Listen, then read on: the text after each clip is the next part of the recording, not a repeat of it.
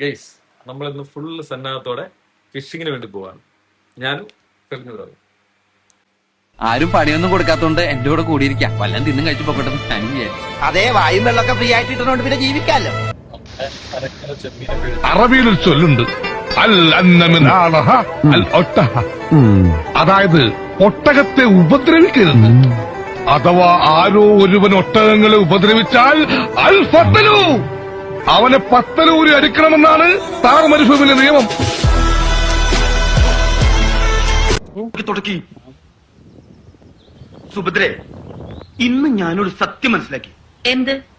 ജീവിതത്തിൽ ഒരിക്കലും മടുക്കാത്തൊരു പരിപാടിയുണ്ട്. എന്ത് പരിപാടി? ഈ പരിപാടി. ഒരു പടയും കൂട്ടുവരുമെന്ന് കണ്ടല്ല ഞാൻ വേട്ടക്കിറങ്ങിയത്.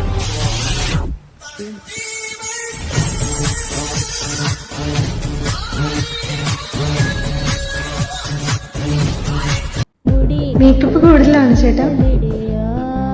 മേക്കപ്പ് കുറച്ച് കുറവാണെങ്കിലേ ഉള്ളൂ. ഞാൻ ഇര കുരുത്തിടാൻ പോവുകയാണ്.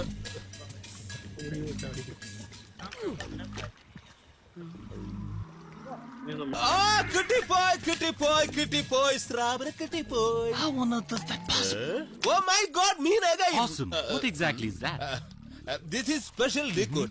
ഇതിന്റെ മണം കൊണ്ട മീൻ കുഞ്ഞുങ്ങൾ ഓടി ഓടി വരും. എന്റെ കയ്യിൽ only 2 bottles.